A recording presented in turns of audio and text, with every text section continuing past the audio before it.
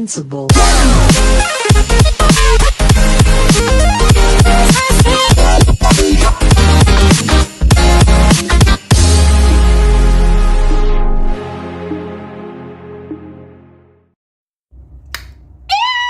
Gente, aqui é a Manu e sejam bem-vindos a mais um Críticas de Cinema. E hoje eu assisti na live do Marcelo Cinema Guerreiras do K-Pop. Tem muita coisa em jogo.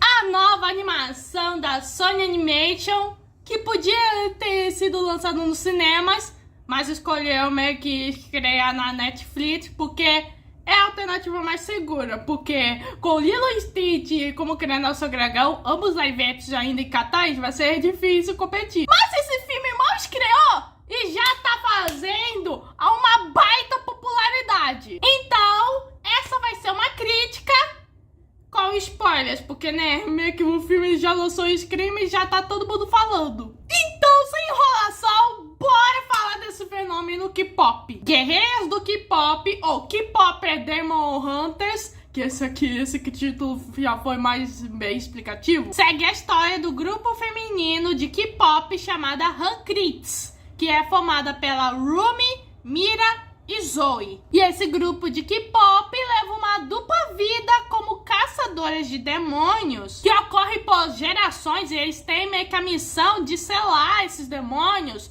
numa barreira chamada Homon. E elas vão conseguindo caçar demônios graças às suas vozes. Mas esse trio de meninas vão ter que lidar com o maior desafio que elas já enfrentaram: uma boy band de K-pop masculina chamada Shaja Boys. E só de vocês lerem essa premissa, vocês acham que essa trama meio que é ridícula.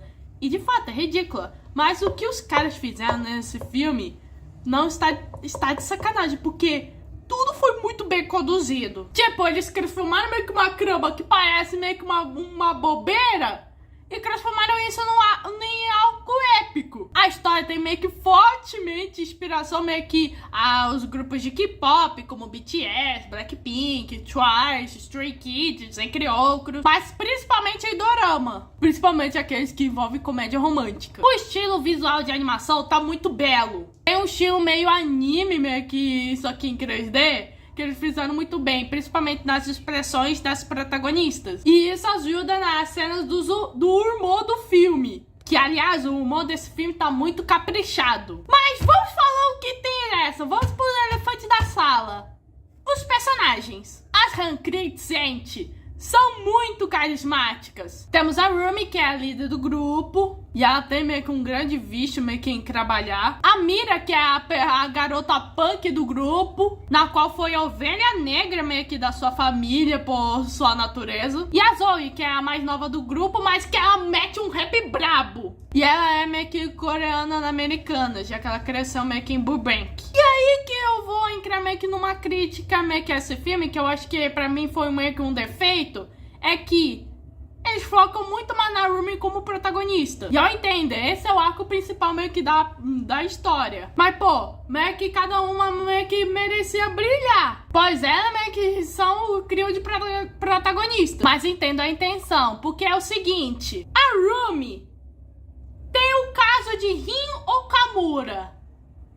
Resumindo, ela é meio demônio. A gente não sabe quem é o pai dela, de como meio que a mãe meio que da Rumi biológica conseguiu engravidar um demônio. Tudo que só foi mostrado nesse filme aí é o fato que meio que as marcas da Rumi meio que estão começando a crescer, e isso vai afetar meio que a voz dela, a ponto de quase perdê-la. E a Rumi possui meio que uma grande autoversão meio que crítica de si mesma, pois ela é um demônio e acha que ela nunca devia ter nascido. Tem até uma cena onde meio que ela meio que oferece meio que para sua tia que a acolheu, pra...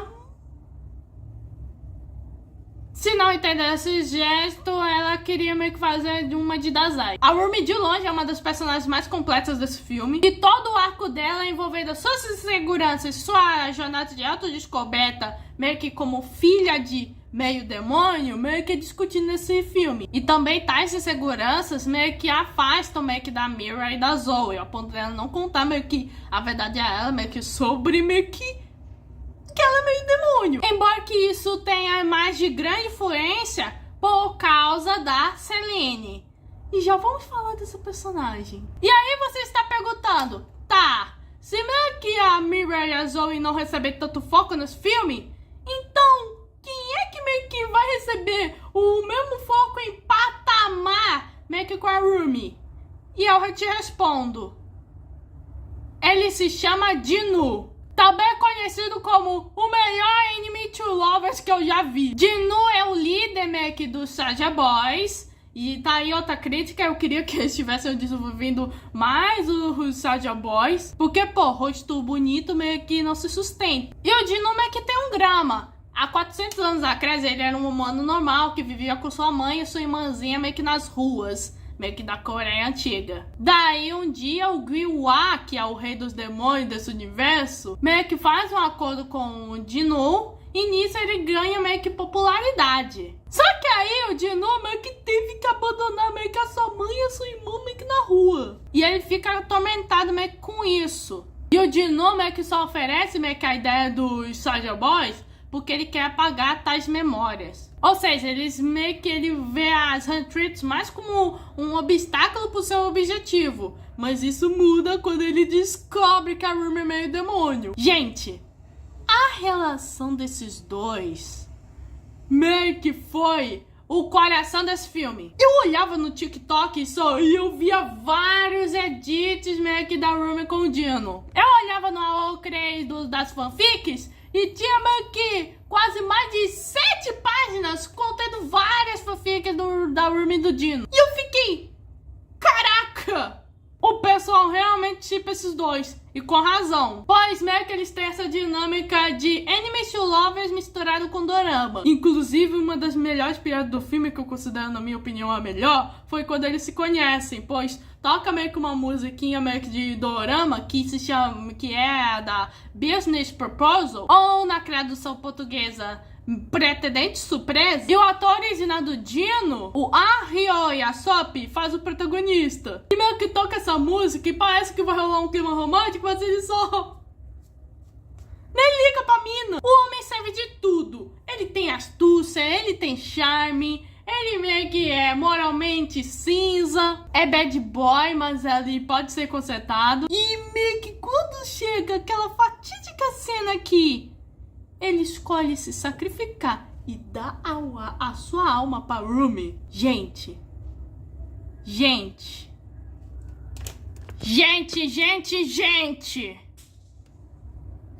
Eu fiquei desafastada. Os caras tiveram a audácia de matar o interesse amoroso da Rumi. Eu até conversei com o meu amigo Stefano sobre essa audácia que os criadores tiveram. Bom, ele expressou sua opinião e achou meio que o que ocorreu foi ousado, mas meio que ele até entendeu e achou meio que uma morte digna. Digna entre aspas. Mas é claro que os diretores só querem meio que manter o Jinu morto para em algum momento revivê-lo na sequência. E na minha opinião, eu espero o mesmo. Pois eu sou um desses 10 milhões de fãs que gritam de maneira assustadora só esperando para que esses dois fiquem juntos. Já em relação a Mira e a Zoe, eu gosto muito das duas. Pois as duas só querem meio que aproveitar o seu sofá e não querer trabalhar mais. E levar a Rumi pra casa de banho. E até compreensível do porquê que a Rumi não vai, porque ela tem marcas de demônio. De criança eu gosto mais da Zoe porque, pô, essa aí é a menina mais engraçadinha. E dos outros personagens, tirando os demônios, tem o Bob, que eu acho ele uma gracinha, pois ele é um gerente de K-pop, só que em vez dele ser aqueles empresários que só pensam no dinheiro e são malvados, esse aí, genuinamente, que cuida das meninas e é até fã dela. Tem o Dr. Han, que esse aí apareceu muito pouco, mas, mano, a cena que ele apareceu é muito engraçado. Pois ele arregar os olhos como se fosse um falcão, só pra analisar as meninas de maneira emocional, e ele conseguiu deduzir todo mundo certinho. Temos a Selene, que ela é basicamente uma mãe racista. Pronto, falei. É sério, apesar dela ter ensinado a Rumi ter cuidado dela após a morte da mãe biológica dela, já que ela fez uma promessa, ela literalmente foi a pior meio que mentora barra mãe de todas. Pois primeiro, teve a clássica cena da repressão, que meio que ela fala que as caçadoras são fortes, vozes fortes, quer dizer que suas falhas e erros não devem ser mostradas. Só que isso cada vez mais meio que só afastou meio que as Hankrids uma da outra. E segundo, ela só cravou meio que os problemas de autoestima que a menina já tem. É tipo como a minha amiga Maria Paula, que também já assistiu esse filme, meio que falou: eu prometi cuidar e acolher você. Só vamos tirar essas partes indesejáveis de você. Sério, eu já tava com uma sensação que essa aí seria a clássica mãe racista. Pois na primeira foto de divulgação do filme e apareceu ela, eu bati o olho e meio que pensei, apesar dela ser uma gostosa, tem cara de mãe racista.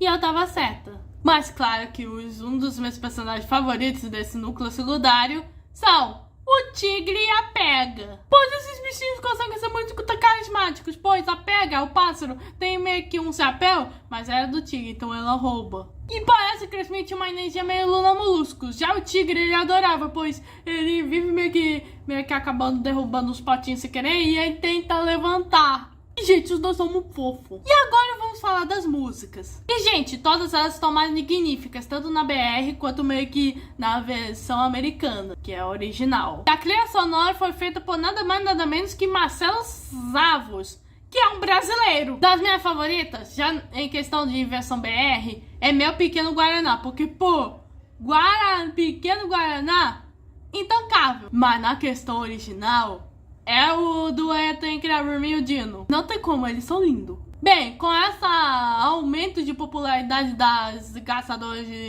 das guerreiras do K-pop, mais cedo ou mais tarde a Sony vai fazer uma sequência. E com certeza vão aproveitar, assim como fizeram com a Aranhaverso. E até pensar na hipótese que esse filme pode ser meio que indicado ao Oscar de melhor animação. Aí a Sony vai ficar feliz e os fãs vão ficar felizes. Todo mundo sai ganhando. Bom, essa foi minha crítica com spoilers de guerreiras do K-pop. Se inscreva no canal, ative o sininho, compartilhe com o YouTube e fui.